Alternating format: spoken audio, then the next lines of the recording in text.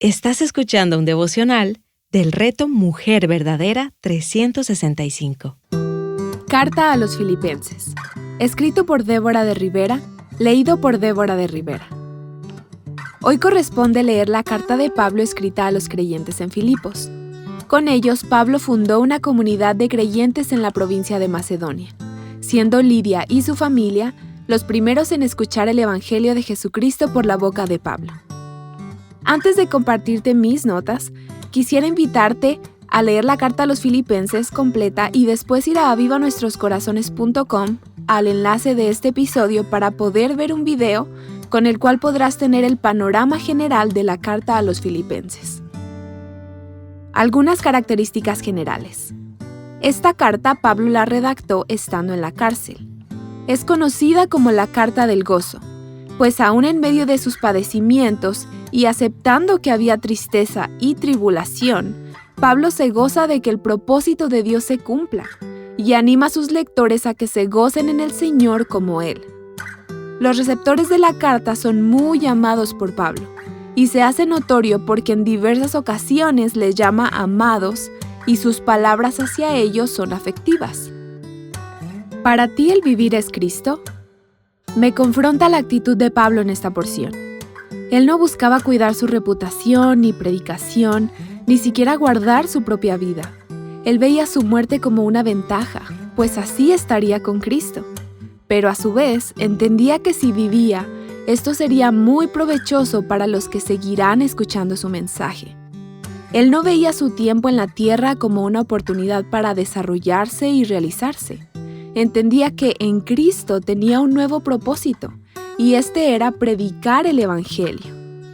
¿Cuántas veces he escuchado a creyentes orar para que Dios les dé más años de vida para lograr éxitos académicos y con su familia, pero no se escucha de su deseo de crecer en el conocimiento de Cristo? Que el Señor nos ayude a desearle más a Él y al llamado que como creyentes nos ha dado. Amadas, seamos de un mismo espíritu, teniendo el sentir que hubo también en Cristo Jesús. Un mismo espíritu, sintiendo lo mismo, unánime, sintiendo una misma cosa, sintamos una misma cosa, sean de un mismo sentir en el Señor. Al menos una ocasión en cada capítulo de esta carta, encontramos el llamado de Pablo a ser de un mismo espíritu, con un mismo sentir. Inevitablemente con estas frases recuerdo lo que leímos en Hechos capítulo 4 versículo 32, que dice: la congregación de los que creyeron era de un corazón y un alma. Ninguno decía ser suyo lo que poseía, sino que todas las cosas eran de propiedad común. Tenemos un llamado especial como creyentes a ser de un mismo espíritu, como aquellos creyentes en Hechos. Esto tiene mucho sentido para mí cuando pienso en que como hija de Dios tengo el Espíritu de Dios que habita en mí. Y si tú también lo eres, tienes ese mismo espíritu. Entonces, podemos ser de un mismo sentir como nos dice Pablo. Sin embargo, aún tenemos nuestra humanidad caída y seguimos cometiendo errores y buscando nuestro bien personal antes que el del prójimo. Y ese mismo sentir es lo último en lo que pensamos. Es aquí cuando vemos el mejor ejemplo que Pablo nos puede dar, a Jesús mismo.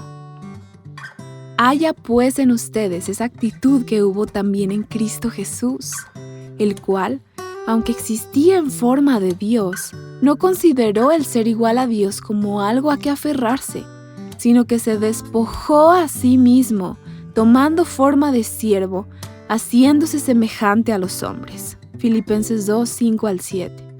Hermana, Cristo se hizo siervo y vivió la vida perfecta que nosotras no podíamos. Ahora Él nos ha dado su vida. Colosenses 3:4 dice que Él es nuestra vida. Ya no vivimos nosotras. Por Cristo, nosotras podemos estar en un mismo sentir. Más adelante en este pasaje de Filipenses capítulo 2, vemos cómo Timoteo y Epafrodito eran un ejemplo de personas que no vivían para sí mismos. Timoteo se interesaba por los filipenses y Epafrodito estaba a punto de perder su vida por servir a Pablo. ¿Cuántas veces más es necesario que nos despojemos de nosotras mismas y tomemos la actitud de Cristo? ¿Hay alguien que el Señor trae a tu mente con quien últimamente no has tenido el mismo sentir, siendo creyentes, y esto sea algo que el Señor te esté llamando a corregir? Recuerda hoy. Haya pues en ustedes esta actitud que hubo también en Cristo Jesús. Entonces, ¿cuál es tu meta? Pablo en el capítulo 3 nos presenta sus credenciales. Él tenía mucho en la carne de qué jactarse, pero al ir conociendo más y más al Señor, se dio cuenta de que este impecable currículum no valía nada. Prefería perder esa reputación a fin de conocer a su Señor. ¿Qué atesoras tú en tu corazón? ¿Tu carrera? ¿Tu familia? Quizá tus hijos, experiencia, tus posesiones, valores morales, autoestima, tu reputación. ¿Está haciendo algo más importante en tu vida que conocer a Cristo? Que la oración de David en el Salmo 19:12 sea también hoy nuestra oración mientras buscamos poner nuestros ojos en lo eterno. ¿Cómo puedo conocer todos los pecados escondidos en mi corazón? Límpianos, oh Dios, de esas faltas que nos son ocultas. Gocémonos siempre en el Señor. ¿Notaste cuántas veces se usa la palabra gozo o regocijo en diferentes formas aplicadas en estos 4 capítulos? Yo noté al menos 15 ocasiones. Este dato me parece muy intencional de parte de Pablo. No creo que haya usado esta palabra solo porque no tenía otra que usar, sino porque realmente su gozo, aún en medio de sus circunstancias, es decir, encarcelado, estaba en el Señor. ¿Has tenido alguna circunstancia difícil este año? Creo que todas hemos pasado por algo, y relaciono el ánimo de Pablo a estar con gozo ante circunstancias adversas con las palabras de Santiago y de Pedro. Santiago dice en su libro de Santiago, capítulo 1, versículos 2 y 4, «Tengan por sumo gozo, hermanos míos, cuando se hallen en diversas pruebas, sabiendo que la prueba de su fe produce paciencia, y que la paciencia tenga su perfecto resultado, para que sean perfectos y completos, sin que nada les falte».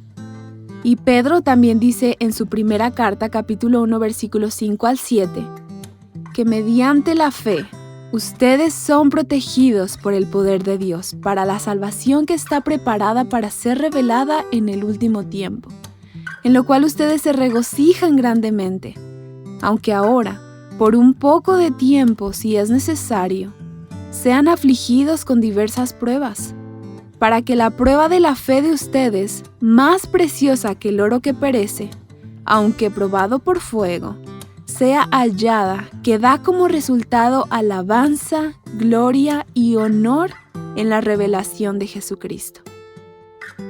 Recuerda una situación difícil que hayas atravesado este año. ¿Cuál fue la actitud que tomaste? ¿Hubo queja y reproche o hubo gozo? ¿Cómo cambia tu perspectiva al ver que la Biblia nos llama a vivir con gozo ante cualquier circunstancia? Vuelve estos pasajes que leíamos en Santiago y en primera carta de Pedro, una oración, para que el Espíritu de Dios te llene de gozo constantemente. Para más recursos como este, visita nuestra página web avivanuestroscorazones.com.